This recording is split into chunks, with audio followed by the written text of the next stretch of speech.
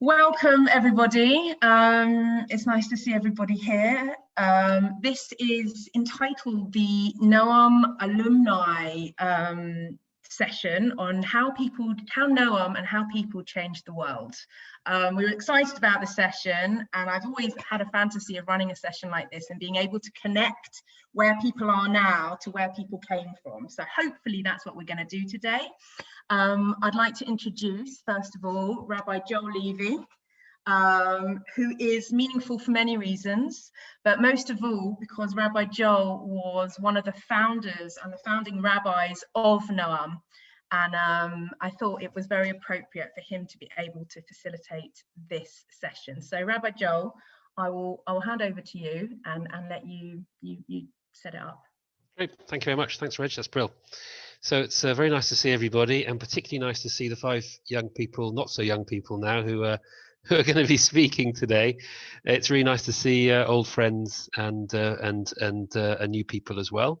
I was involved in Noam in the 90s, the early 90s, when I was director of Noam for 3 years. And one of the pieces of advice that I received from one of my teachers when I started teaching Talmud was that you should always remember there's always going to be in every class people who are cleverer than you. You might know more than them in terms of the Talmud, but there's going to be people who are smarter than you in the class. And it was always clear to me in the times that I spent at Noam that the young people who were involved in Noam were going to be miles ahead of me in terms of hadracha, in terms of the impact they'd have on the world. And it was really a question of holding a space that then enabled people to go out and do the things that they needed to do and wanted to do in the world. So the 5 people who are going to be speaking today all spent a significant amount of time in Noam as part of their youths. And we're going to hear from them in terms of where they ended up, like a little bit about the time they spent in Noam, a little bit about what they've ended up doing, and what the links are between those two things. What are the links in terms of skills, and what are the links in terms of values that led them from Noam to the roles that they're playing out in the real world nowadays. So we're gonna start with Ben Russell, then Hannah Cashman, Adam Fine, Sarah Beth Neville, and David Davies. And we're gonna give each person will have like 5 minutes or a bit more to talk. I think mainly to let them speak a little bit, maybe 1 or 2 questions, but we're going 5 minutes each, something like that, and then a question or 2 at the end, and then at the end of the whole thing we'll throw it open and see if people have questions or reflections on the whole process.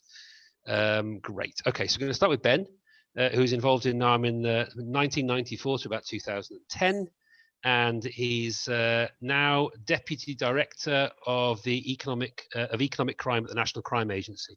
So Ben, it's lovely to see you. Yeah. And if you could jump in and share with us, that'd be fab. Hi, lovely to see you all. Hi, everybody. Well, it's always fun to have these conversations because I think on some level, reflecting on what Reg said before, it's like this kind of thing that we all know and recognise. It's just kind of that Noam has shaped every aspect of our lives, particularly our professional lives for many of us, and it's important to kind of reflect on that. So I joined Noam at the earliest possible opportunity that I was allowed to, and I left at the last possible opportunity that I was allowed to, having spent 2 years working in the office. I guess I kind of went out into the working world and got a job as a civil servant, and just became, at that point, I think in my life, it felt normal that all my kind of examples of what I'd experienced had been through Noam. Every question you get asked at interviews about when you've managed people or built a team or kind of worked together to achieve a goal. And of course, my working experience was Noam, so that kind of made sense. And then as years go on and your reference point is still what you've done at Noam, and having kind of started to have a relatively meaningful career, you're still thinking about what you learned at Noam. A few years later, I'm suddenly thinking, maybe this is quite important, and maybe this is actually more meaningful than just kind of 2 or 3 years of professional life. So if I look at the kind of skills that I kind of look at in terms of my role and what I kind of that's fine. Got you. It's Tikkun. What I do at work, for me, it's like about managing people and thinking about how to develop and grow a team and kind of achieve goals and be flexible and react to different environments. And my reference point for everything is always, well, you know, Camp 2004, or like with people, you know. So part of my role is about kind of law enforcement investigations, and you know, I was interviewed for my role when I applied for my role about a year ago. I was asked, you know, describe a time you made a difficult decision. And again, like, I'm not really supposed to be thinking about, well, you know, there's a child and you have to balance their welfare needs versus those of the group and whatever. And of course, that's where your mind goes, because I think the Noam environment allows you, and allowed me, and I think I hope I speak for everyone else, to kind of think about ourselves and think about kind of where we are and what matters to us and our values, not just in terms of a, you know, a youth organization where it's telling you, you know, what your values are, and then you just go away and sort of take them and experience the world. It's a space that allows you to think and learn that for yourself, and that's really important. I think just a couple of really specific things. So being young, I bet I'm not the only one in this group who's been told that they're quite young for what they do. And it's, you know, why is it that someone at your age wants to do whatever it is? And it just seems like such a ridiculous question. It's just such a pointless question. I can't even be bothered to answer it, because it's like, why would I not want to do that? Why would I not want to kind of manage a big team of people and make difficult decisions and, you know, do stuff that affects our security? Like, why is your age a barrier? And I think we're brought up with that feeling that it's almost like, whenever people have said that to me, I think they come away from the conversation sort of feeling bad about themselves, because I think they realize that it's such a stupid question. The implication that only people of a certain age can achieve something, when we all know that only people of a certain age cannot achieve something because they get boring and tired and think they know it all. And the other thing I'd say is, so I work here, my role is about kind of countering fraud and money laundering and bribery and corruption. And we're an operationally independent law enforcement organization, which means we make our own decisions, and we're very close to government, which means we need money to function. And the balance as an organization for us between what you think you know your political masters want you to do and what you know is right, because it's what the law says, or it's where you believe there's corruption, or it's where you believe there's crime, in the UK, overseas, wherever, that's tricky. And I think that's something that people can find really challenging. And I think the kind of, you know, Jewish values, but also the values of the Masorti movement are being brought up around equality and how we treat people, and balancing the collective need against individuals, particularly vulnerable people. And those are the kind of values that I think I kind of try and impart on the people those I work with when looking at those issues and making those decisions. And so on every level, kind of working with an individual, working with a team, making kind of decisions about how we should police and operate as a law enforcement agency, it always feels like coming back to Noam, coming back to the things that we learned and talked about together. And the last thing I'll say is, Joel, of course, every year at the end of pre-camp, after a week of educating and kind of getting us all to work together and learning about, you know, Masorti Judaism and Israel and all sorts of stuff, you would always stand up in the room in front of everybody and just say, look, this is all great, but the most important thing at the end of the day is that everybody survives. And I'm sure I'm not the only one who's copied that speech many times. So thank you.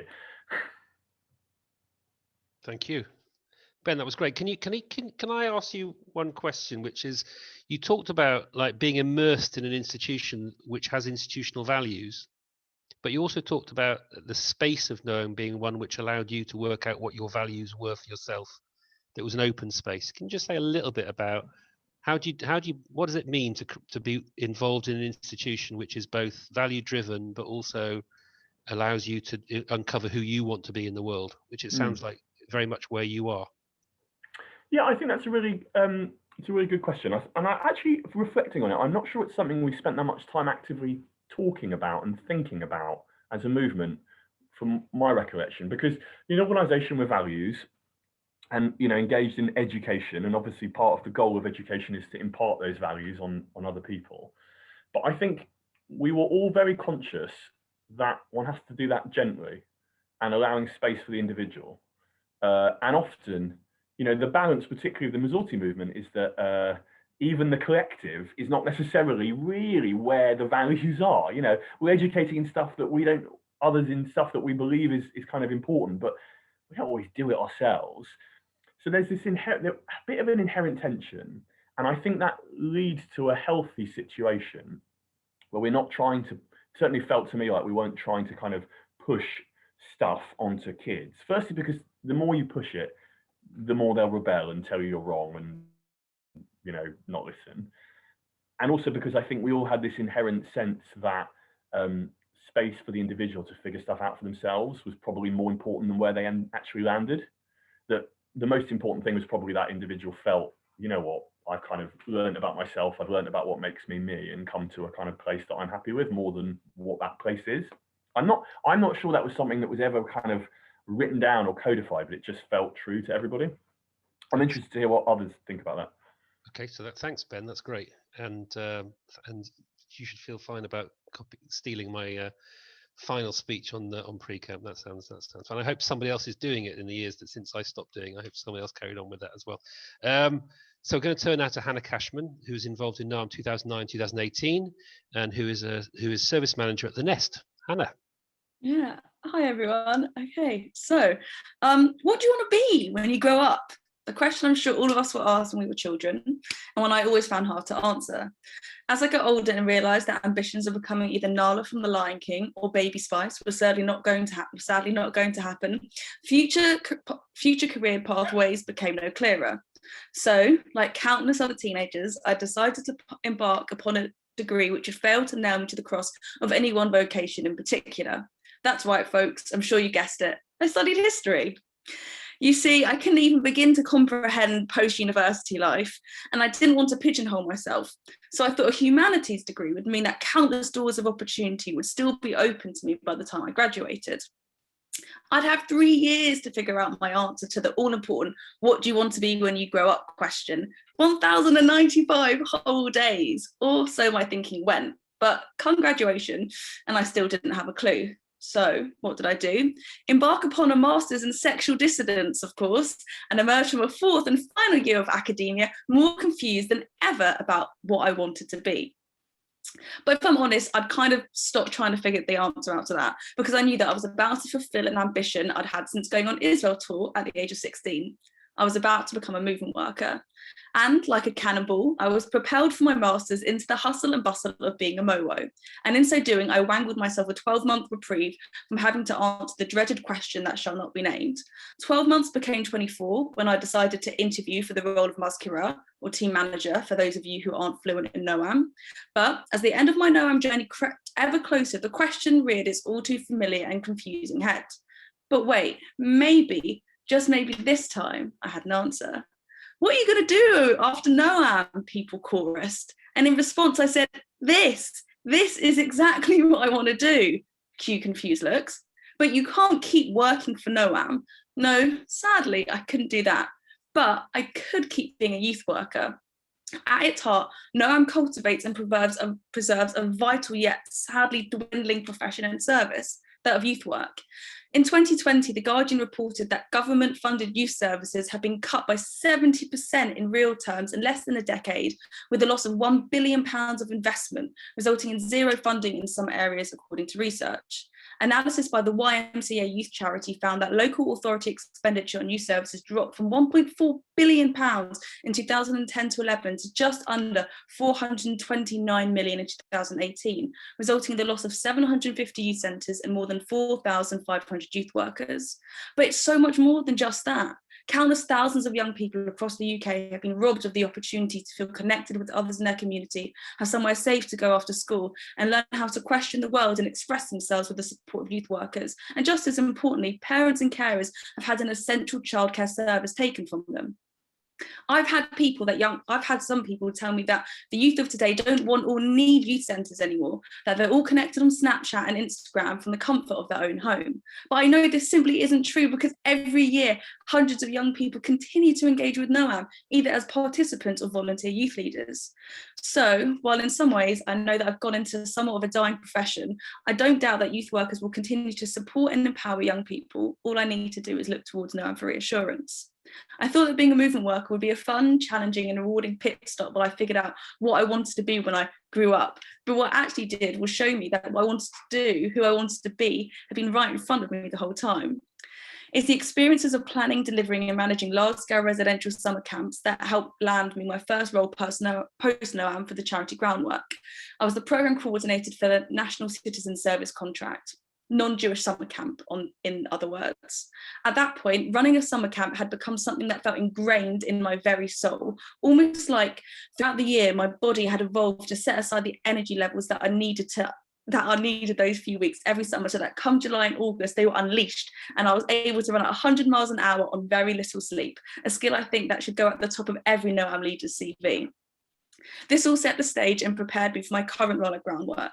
In December 2019, I helped to write and pitch a successful bid for an open access mental health service for young people aged 11 to 25 and living in the London Borough of Southwark. In January of 2020, I started to mobilise the contract and, in spite of the pandemic, launched the Nest as a remote service from the comfort of my very own bedroom in May. At times, it felt like in taking on the role of service manager, I was trying to achieve the impossible. But then I think back on my Noam journey, how it all started with me running activities at shul, then planning Shabbatonim, to facilitating multiple activities as a leader on camp, to managing a camp, to organising all the camps, and realised that everything had been building towards just this. Oh, that's fab. Thank you, Hannah. That was lovely. Can you say just a few words about like the shift from moving inside the Jewish world to moving outside the Jewish world in the same field? Like what were the challenges? Because I think I know what to stand up and say when I'm in the context of Noam, but I'm not sure I'd know what to stand up and say if I was moving out of that world. Yeah, I mean, one of the things that I, was really struggled with, like at the beginning, I remember in my actual interview, for my first role at Groundwork, I referred to myself as a movement worker, and my now manager was like, when you say movement worker, what does that mean? And I realized that the language I needed to use was youth worker, but I was just so used to kind of talking in Noam terms, also like referring to young people as young people rather than chanechim. Huge culture shock. Like it was like Noam was my entire reference for youth work, so I definitely had to kind of recalibrate a little bit, working with young people from completely different backgrounds to me. We work with a predominantly white community, predominantly Ashkenazi community. I'd often be in a room where I'd be the only white person, working with young people from, real working class backgrounds, young people who, first generation, like Bangladeshi, Pakistani young people. So yeah, at times it was like, wow, I've like felt like transplanted to a completely different place. But at other times I was just like, it's different young people, but they care about the same things. They have the same hopes and dreams. And like, there were moments when on another program I led, it was all about engaging young people at risk of being not in education, employment or training, in social action and like green environmental projects. And I would literally lift parts from sessions that I'd like taught on camp or at Merkaz Noam, the leadership program. And I'd bring it to them and they loved it. And so many of the games that I played with the young people, like I've just got, like at least 10 icebreaker games just like on tap always. And I mean, I've moved away from frontline delivery. Now I'm like in a managerial position, but like even when I'm running like a team meeting, I'm like, how would I have done this on camp? Like, what's a Sevet meeting like? And always just like trying to make sure that people are having fun. So it's still kind of like those Noam, like that Noam ethos that guides me for sure. Thank you. Lovely. Thank you, Hannah. All right. Getting a little note here saying I've got to move a bit quicker. So thanks, Hannah. We're now going to move on to Adam Fine, who was involved with Noam 2001, 2009, and is now in South Africa and is the founder and CEO of Fives Football, which is a whole network of sport facilities in South Africa. So over to you, Adam. Thank you, Rabbi Joel. Firstly, thank you for having me. And living far away, one of the sadnesses is I can't always give back to Noam as frequently as I'd like. So it's nice to be here today. So obviously, because we're a bit different, I'll start off with sort of the background of what we do, what our impact is, how Noam influenced me, and sort of the values that Noam has given me and I've brought far away down here. So in essence, the background was with a bunch of Noam friends, actually. We started playing five-a-side football in the UK and the World Cup's coming to South Africa. And being very naive, I thought, well, why don't we take that concept South Africa? How hard is it going to be to procure land, get some guys with money to give me a few £100,000? We can build it and it can fund my lifestyle at university. We were exceptionally naive, to say the least, and I'm sure my parents are chuckling. But effectively, we failed quite hard for 2 years. I was commuting between Nottingham University, London for Shabbos, and then South Africa. And I flew about 7 times a year. So first 2 years, 14 times at university. And then I was, using Noam charm and bribing my lecturers with bottles of whiskey so I could have extensions on essays and such. Effectively, the idea was that we were going to take dead space, convert it to soccer fields or football fields, and then use them for social good in the daytime and charge people at night to develop a sustainable business. You had, a great country of talented sportsmen, but limited facilities. You have hugely uneducated people who are looking for jobs, and we thought we could find sort of the elements around that. Top line, I can talk that we've got 19 facilities. We employ 120 people. What's interesting is of that spread, 40 are full-time, 80 are part-time, and the part-time guys often supplement their general take-home pay by 50%. So that person will have a day job and then they'll referee or coach in the afternoon, and their take-home income will increase dramatically. Often these people are also supporting a dependency of 10 or so family members, so it's very critical. On top of which, we're backed by, fortunately now, Adidas, McDonald's, Budweiser. We have a fantastic team of investors behind us. I'm lucky enough that I've got the same management team, which is interesting from a Noam perspective. For the last 10 years, my two senior managers have worked for me since I was 19. And we support a whole range of charities, which I'll come on to. The one question you said, what career path have you chosen? And I laughed at myself because I think between my Roshim and my parents, they knew I wasn't really destined to take orders particularly well or work for someone else.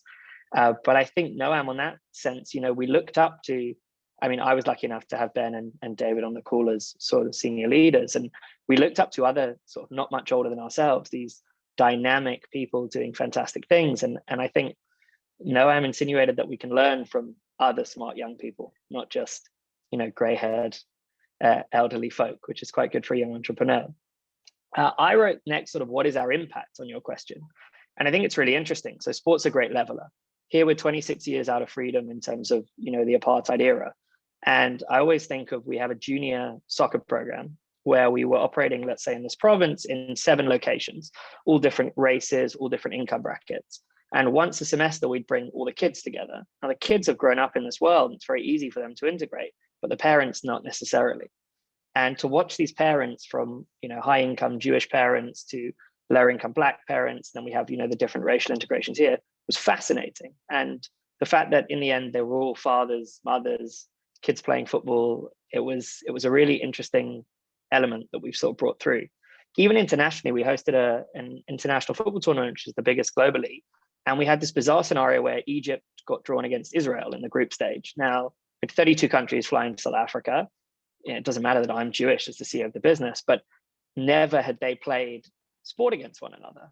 And I sat both teams down before. I said, look, I am Jewish, but that has no bearing on this. We've got, no real time for politics and sport, and play the game. And thankfully for all the media, they drew 1-1 and everyone shook hands, and that was, wonderful. But the biggest impact I always talk about is job creation. We've got 50% youth unemployment here. We don't have a furlough scheme, even if we think of sort of COVID times. So how do you create jobs for people that weren't well educated, have missed the boat on that front? You have to find a passion point. So it has to be sport predominantly, or music or art or something to that effect. And here, the fact that most of my staff definitely aren't tertiary educated, and a fair few dropped out of even high school, is I think a real indictment of the company, because they're doing fantastic work, they're earning above median wage, and why should education have stifled them when it wasn't their fault, those lacking opportunities? And finally, I believe be good at one thing. So we're a good football company, but we're a platform for NGOs. So we run South Africa's only differently abled football league, where we've got 19 schools from impoverished areas. All the kids have IQs below 75, but that enables the teachers to use this as an incentive for the kids to do their homework. So you had this fascinating scenario where not only were 2 out of the 500 kids sent up to national trials and then sent to Portugal to play in international tournaments, but the 500 kids were then given carrot by the teacher that if you do your homework, you'll get to go play football at these world-class facilities. So that all comes back to sustainability. We had this bizarre scenario where McDonald's called me at the start of lockdown and they were about to throw away all their food. So I said, guys, what are you doing? And I called the head of the big issue, knowing that they had transport, and the big issue guys went and picked up food from all 20 local restaurants and distributed it amongst themselves. So in an environment like South Africa, you have to find clever strategic partnerships. And I find that as an entrepreneur, we are the bridge at times between corporate South Africa and the NGO world. But coming on to Noam, to quote my grandfather, he's 92 and a member of Mazorti, but he says age is just a number. But I'm going to reverse his quote because I mean it in the exact opposite way that he does. you know, the fact that we were at 18, 17, 19, you know, leading camps and supported by leadership who are 22, 23, dealing with the welfare of 800 children is really not to be sniffed at. I think it's incredible. And as Ben was saying, you know, in job interviews, to think of these different scenarios and to plan the welfare of a kid who's depressed, or a kid who has allergies, or a kid struggling with mental issues, you know, we went that far ahead of them. And I think what that does is it gives you, one, self-esteem to take on leadership challenges, and two, you know, you're good under pressure. You're calm, you listen. There was this amazing culture. And often I find it even now working with senior executives, they don't even follow the basic Noam feedback sandwich. They're threatened by, you know, and it's not criticism, but by being critiqued or items suggested that they change. And, you know, again, we were ingrained young. So it's like, you know, if you're taught sport young, and Noam, we were taught leadership young. And I think that has a remarkable impact on our future opportunities. Finally, sort of, and I got to be honest here, Noam is a mad bunch of individuals. I mean, several of them visited me, but in terms of not being shocked or surprised by people, I was once dropped in a room with a billionaire philanthropic celibate monk who is the biggest funder of golf in the world, and I luckily enough had a good meeting with him. But, you know, we're never intimidated by difference, and I think that's interesting. So here I am at this meeting, there are a lot of golf executives around, and he's reading my palm. And he told me he's a yellow Jew, and we formed an interesting bond and friendship, and he backed a lot of our NGO initiatives. So that was great. Thanks, Adam. Adam, that's great. And it's amazing to hear that the kind of basics of management and leadership that were drummed into you at 17, 18 are going strong in the work that you're doing, in the amazing work you're doing in South Africa. Thank you. That was great. We're a bit pushed for time. I'm going to move on to Sarah Beth Neville, who was involved in Noam from 2006 to 14, and who's now an associate at Coin Partners at a law firm. So Sarah Beth. So I'm not going to pretend that Noam is the reason I became a lawyer. Unfortunately for my family, I think that was obvious from the time I could speak.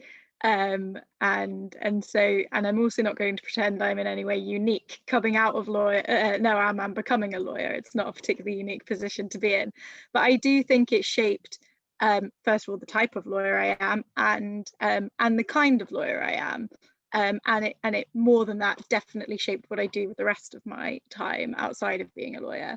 How it shaped the type of lawyer I am, so for those who don't know what Coin Partners is, I'm an employment lawyer. I qualified at a large city firm, and I now work for an employment law boutique firm.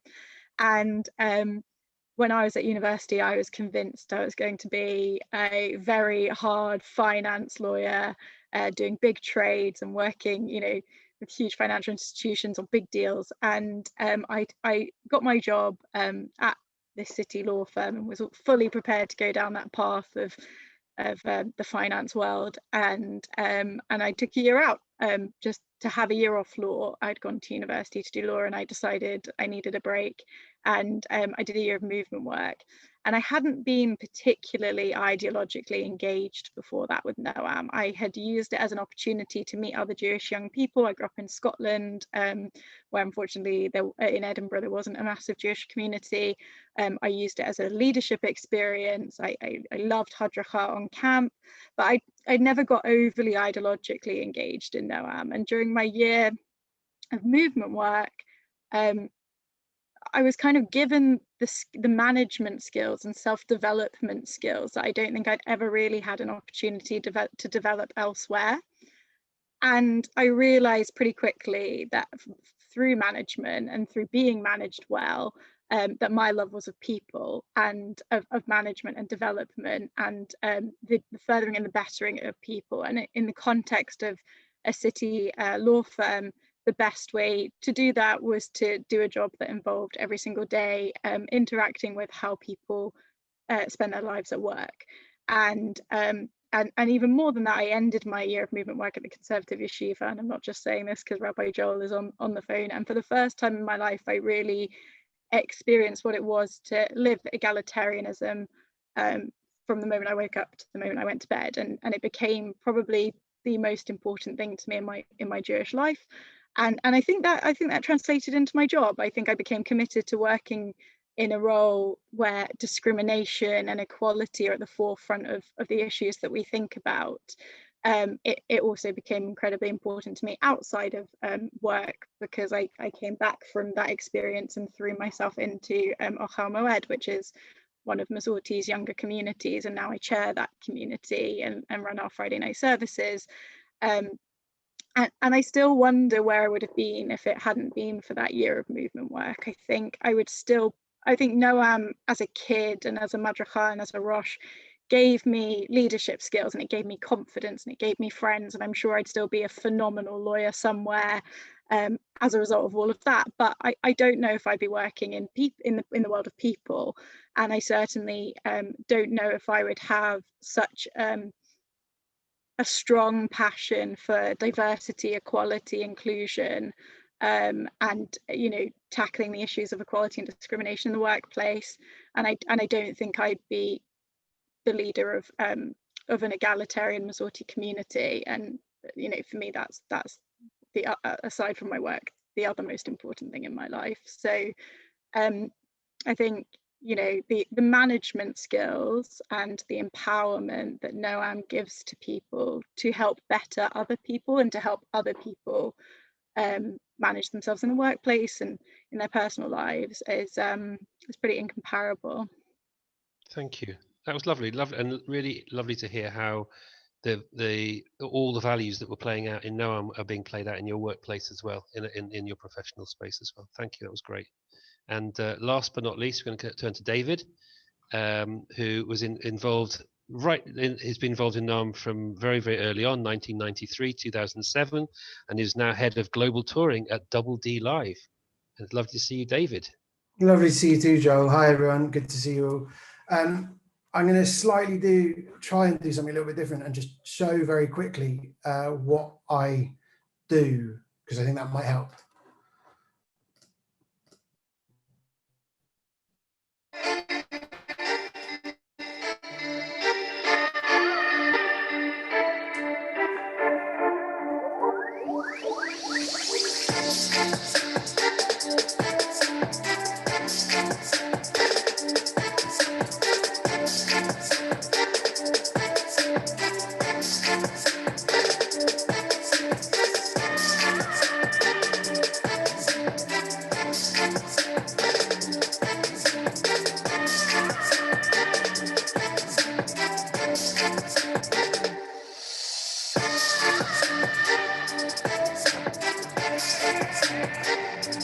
So that's what I do. I put on shows all over the world for artists. And the thing is, when I was in Noam, that's what I thought I did.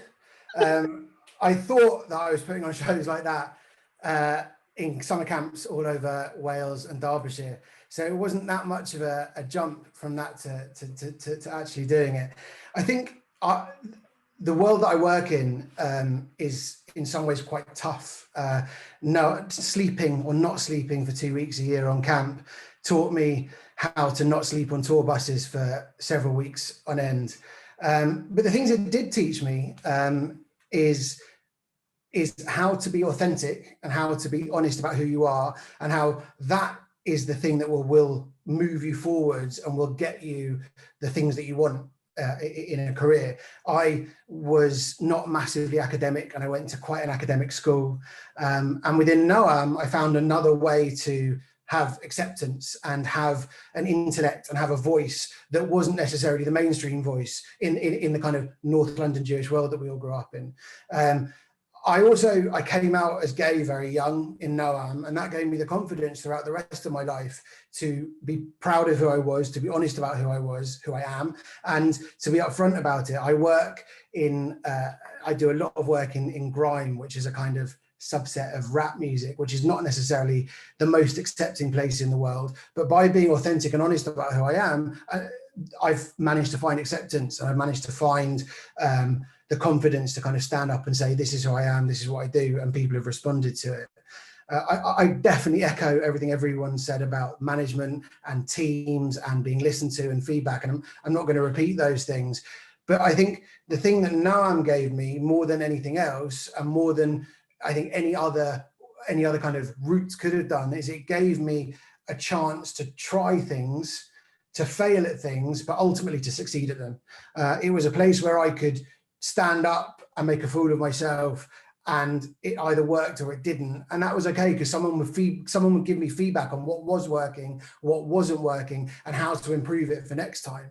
And I don't know many other people who haven't come through this world who have that kind of innate, I'm going to try it, and if it fails, I'll just try it but slightly differently until I get it right.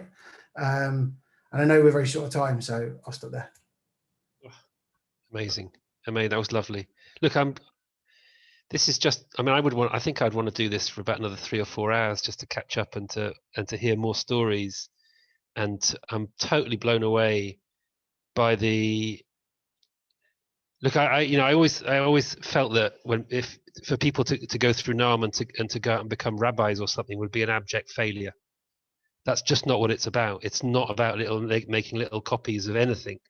It's about young people being in a space which supports them to flourish and grow and to become the most amazing people out in the world. And what we've heard today is from 5 people who've shot off in all 5 completely different directions, but have brought their deepest held values and the confidence and the freedom that they felt from their experiences within Noam to whatever part of the world they found themselves, to make a difference and to grow into the people, the most amazing people. I'm totally shocked and blown away by hearing from all of you. There's a couple of minutes left if anyone who's in the session would like to comment or reflect. But I just want to say thank you to everybody, and it's really lovely to hear from you all.